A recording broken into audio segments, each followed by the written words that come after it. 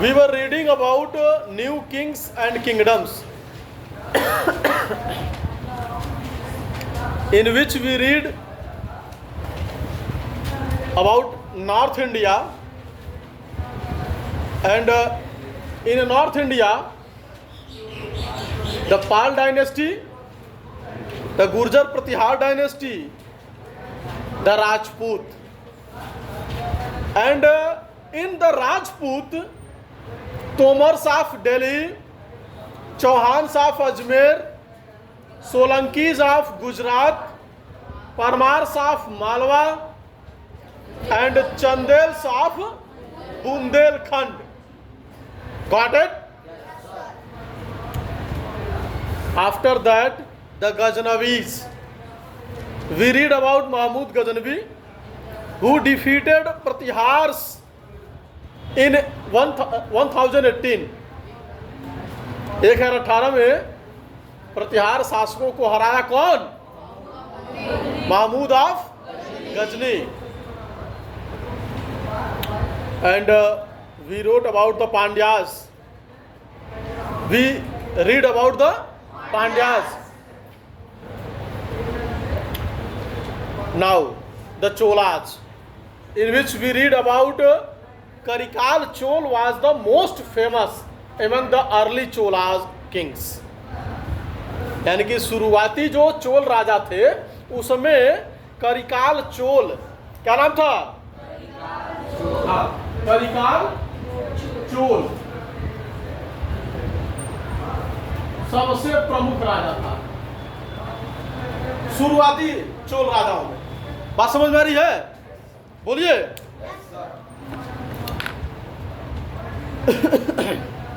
कह रहे हैं कि चोल डायनेस्टी जो है तमिल डायनेस्टी था जो दक्षिण भारत में लगभग 13वीं शताब्दी तक शासन किया. 13th century. कब तक? 13th सेंचुरी, 13वीं शताब्दी तक. इसमें Raja Raj Chola, Rajendra Chola first and Kulothunga Chola first, ये महत्वपूर्ण या मजबूत शासक माने जाते हैं चोल डायनेस्टी के. बात समझ में आ रही है? चोल डायनेस्टी के राजाओं ने अपने शक्ति को लगातार आगे बढ़ाने का काम किया, यानी कि ऊंचाई तक पहुंचाया. 9वीं शताब्दी के आधे के बाद से 13वीं शताब्दी तक लगातार चोल डायनेस्टी ऊंचाइयों पर पहुंचता गया. 9th सेंचुरी के हाफ के बाद, 9वीं शताब्दी के हाफ के बाद से 13th सेंचुरी तक, 13वीं शताब्दी तक. बात समझ में आ रही है? चोल डायनेस्टी की ऊंचाई लगातार बढ़ती गई. अभी मैंने बोला कि कुछ प्रमुख राजा, यानी कि हाइट पर, चोल डायनेस्टी को हाइट पर कौन पहुंचाया, तो उसमें Rajendra Chola first,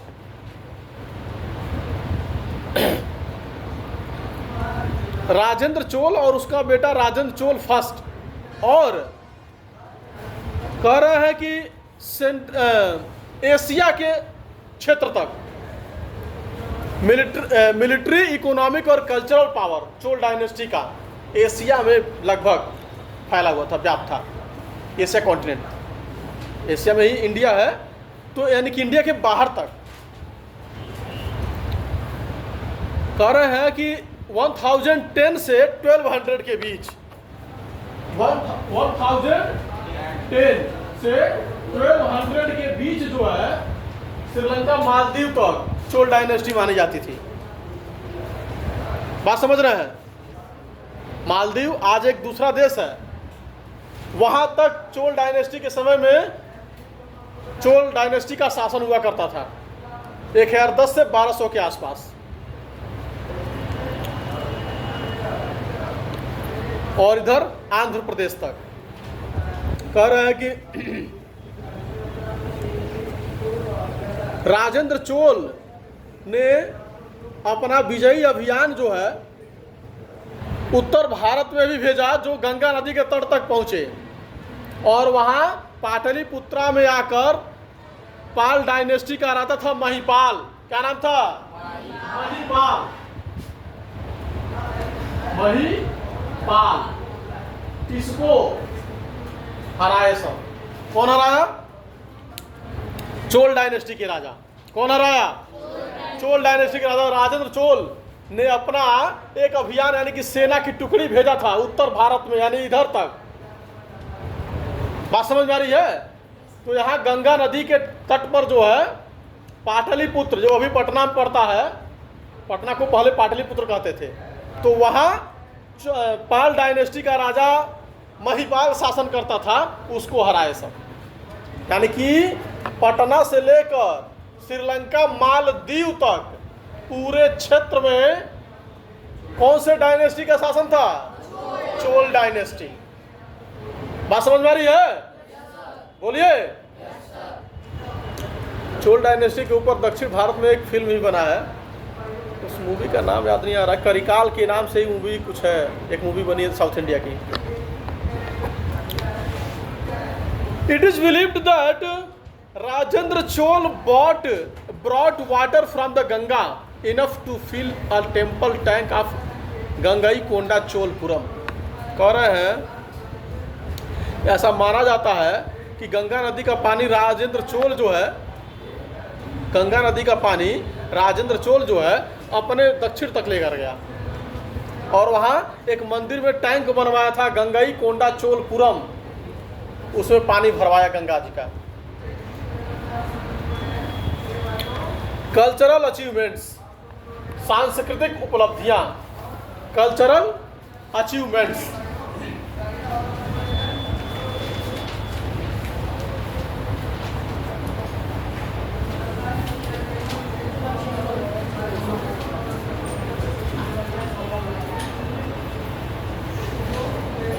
cultural achievements, सांस्कृतिक उपलब्धियां। The Cholas were great temple builders. Chola dynasty के जो राजा थे,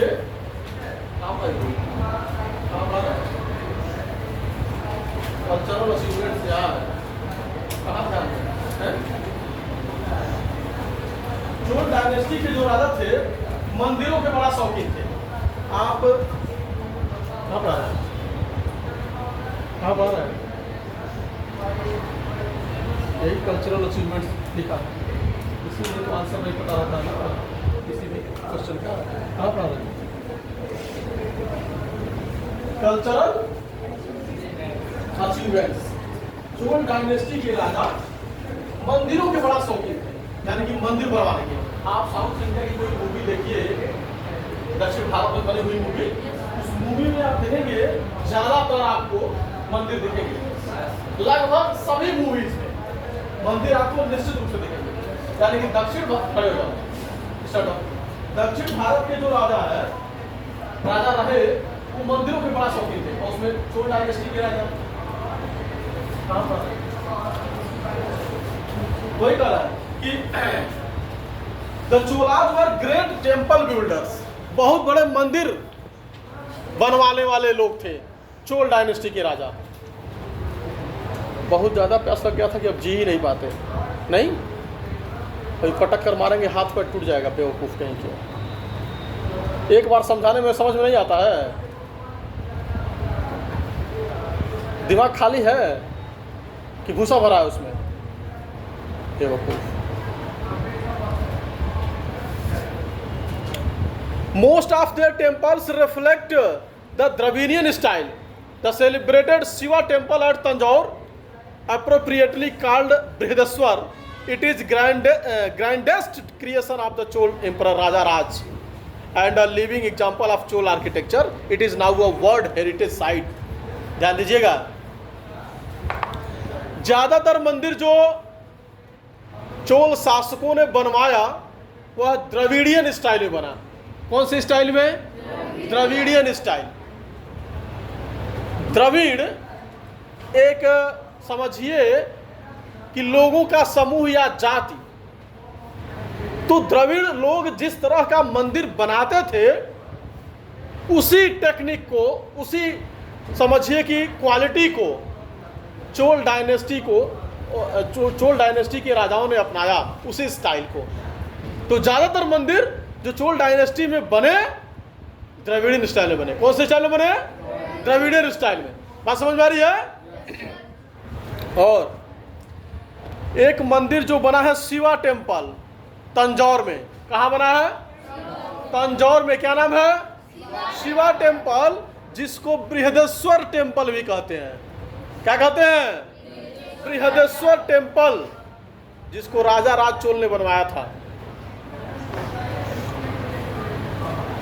पूरे भारत में मशहूर है वो टेम्पल। उसको वर्ल्ड हेरिटेज साइट डिक्लेयर किया गया है, यानी कि दुनिया में मशहूर है बृहदेश्वर टेम्पल। बात समझ में आ रही है? वैश्विक विरासत वाला केंद्र माना जाता है उसको, वर्ल्ड हेरिटेज साइट डिक्लेयर किया गया है। हाँ, दक्षिण भारत में बृहदेश्वर टेम्पल राजा राज चोल, यानी कि चोल डायनेस्टी के राजा ने बनवाया था। तंजौर हाँ बिल्कुल अभी तक है और वैसे ही है। मानकर चलिए कि लगभग 1500 साल पहले बना हुआ मंदिर, 1500 ईयर्स अगो, वैसे ही है। यही तो क्वालिटी है उसकी। और संभवतः ऐसा माना जाता है कि वह टेम्पल बिना नींव के बना हुआ है। हाँ, बेस नहीं है उसका। इतने लंबे टाइम से वो कौन से टेक्नोलॉजी से बना है कि वैसे ही है। ज़्यादा से ज़्यादा मान लीजिए उसका रख रखाव होता है तो साफ सफाई, मान लीजिए कुछ गड़बड़ हुआ तो उसको और मेंटेन करना, हाँ मेंटेनेंस। फिर भी 1500 ईयर्स बहुत अधिक होता है। लगभग 1200 साल 1500 साल बहुत लंबा टाइम होता है। आजकल जो बहुत अच्छे बिल्डिंग बनते हैं, यानी कि हाँ बिल्कुल ये बीम पर बना हुआ बिल्डिंग, जो बढ़िया बिल्डिंग, उसका लाइफ ड्यूरेशन मान के चले कि 100 ईयर्स माना जाता है। 100 साल तक वो बिल्डिंग रह सकता है। लेकिन वो लगभग 1500 सालों से खड़ा है मंदिर, बृहदेश्वर टेम्पल तंजौर। बहुत ही फेमस, बहुत मशहूर मंदिर, चोल डायनेस्टी के राजाओं ने बनवाया था। ये दूसरा वाला फिगर जो है बृहदेश्वर टेम्पल, यही है। स्कल्पचर मतलब होता है मूर्ति कला। स्कल्पचर मीन्स क्या होता है? मूर्ति कला। मीन्स ये a rich tradition of sculpture was followed during the Chola rule.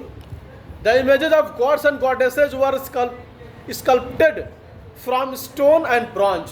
कह रहे हैं कि बिल्डिंग तो बनाते ही थे, मंदिर तो बनाते ही थे, लेकिन मूर्ति के भी बड़ा शौकीन थे चोल रूलर। देवी देवताओं की मूर्ति पत्थरों की, ब्रॉन्ज की, कांसे की मूर्ति, कांसे की मूर्ति, पत्थर की मूर्ति बनवाने के बड़ा शौकीन थे। कांसा धातु है, अरे वही जो 3rd वाला मेडल मिलता है ना, ब्रॉन्ज मेडल, तो उसी धातु से बना हुआ मंदिर, मूर्ति, मंदिर नहीं मूर्ति। The bronze image of Nataraja lord Shiva in dancing form is among the finest specimens of Chola art. अब देखिए, चोल कला का समझिए कि सबसे बेहतरीन मूर्ति के मामले में जो एग्जाम्पल है वो भगवान भोलेनाथ का नटराज इमेज, यानी कि भगवान भोलेनाथ का डांसिंग इमेज, नटराज की मूर्ति बनी है ब्रॉन्ज मेटल से। वो जो है सबसे फेमस कलाकृति है चोल डायनेस्टी की। लैंग्वेज एंड लिटरेचर, भाषा और साहित्य चोल डायनेस्टी के टाइम में लिख रहे हैं। The Chola period witness the growth of regional languages such as Tamil, Telugu and Kannada. Many literary works like the Ramayana, the Mahabharata and other Puranas were translated into this languages. लिख रहे हैं कि जब चोल डायनेस्टी के शासक शासन करते थे तो उस टाइम जो है क्षेत्रीय भाषाओं की बहुत अधिक उन्नति हुई। क्षेत्रीय भाषा मतलब जो वहाँ की भाषा बोली जाती है, तो जैसे तमिल, तेलुगु, कन्नड़, इन भाषाओं को बहुत ज़्यादा महत्व दिया गया चोल डायनेस्टी के समय में। कौन सी भाषाओं को? तमिल, तेलुगु, कन्नड़। तमिल, तेलुगु, कन्नड़। Got it? बहुत सारे साहित्यिक कार्य भी हुए, जैसे रामायण, महाभारत और दूसरे पुराणों को उन भाषाओं में लिखा गया। उन भाषाओं मतलब कि तमिल में, तेलुगु में, कन्नड़ में ट्रांसलेट किया गया। रामायण को, महाभारत को जो संस्कृत में है ओरिजिनल, और पुराणों को भी तमिल में, तेलुगु में, कन्नड़ में ट्रांसलेट किया गया चोल डायनेस्टी के समय में। चोलों का एडमिनिस्ट्रेशन यानी कि प्रशासन की व्यवस्था कैसा था, लिख रहे हैं the Chola divided their territory into mandalams or provinces administered by governors. Chola dynasty के समय में भूभाग यानी कि एक क्षेत्र को, अलग अलग क्षेत्रों को जो है, टेरिटरीज को, भूभाग को मंडल में बांटा गया था। किसमें बांटा गया था? मंडल। जैसे गोरखपुर एक मंडल है आज के डेट में, बात समझ रहे हैं? बोलिए। महाराजगंज डिस्ट्रिक्ट है, गोरखपुर भी डिस्ट्रिक्ट है, लेकिन गोरखपुर मंडल भी है। गोरखपुर मंडल में 4 डिस्ट्रिक्ट हैं: गोरखपुर, महाराजगंज, देवरिया, कुशीनगर। गोरखपुर, महाराजगंज, देवरिया, कुशीनगर, 4 डिस्ट्रिक्ट्स जो है गोरखपुर मंडल में आते हैं। बात समझ में आ रही है? तो ऐसे ही चोल डायनेस्टी के टाइम जो है टेरिटरीज यानी कि भूभाग मंडलम में बटे हुए थे, जिसको प्रोविंस कहते थे, और वहां एक गवर्नर बिठाया गया था। वही गवर्नर वहां का सारा सिस्टम देखता था। प्रशासनिक व्यवस्था एक गवर्नर होता था, वो देखता था। These were further divided into valanadus district. जैसे आज मंडल डिस्ट्रिक्ट में बटा है, वैसे उस टाइम भी मंडलम जो है वलांडूज में बटे थे। किसमें बटे थे? वलांडूज। किसमें? वलांडूज, जिसको आज डिस्ट्रिक्ट कहते हैं। Each valanadu consisted a number of villages. हर एक वलांडू में बहुत सारे गांव होते थे। The village called adu or kurram was the lowest unit. जैसे आज गांव होता है ना, विलेज होता है ना, वैसे सबसे छोटा यूनिट उस टाइम होता था गांव के जैसे, उसको कुर्रम या आडू कहते थे। क्या कहते थे? हाँ, कुर्रम या आडू। आज का जो विलेज है ना, वहां आडू या कुर्रम के नाम से जाना जाता था।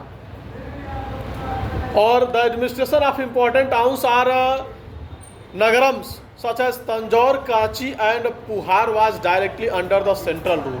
और प्रमुख शहरों का जो प्रशासन की व्यवस्था थी वो सीधे राजा देखते थे। प्रमुख शहर जिनको नगरम कहते थे। क्या कहते थे? नगरम। जैसे तंजौर, कांची, पुहार, ये सीधे सेंट्रल एडमिनिस्ट्रेटिव जोन में आते थे, यानी कि सीधे राजा उनको, उनकी मतलब प्रशासनिक व्यवस्था का ध्यान रखते थे। Okay, village assemblies, that's all.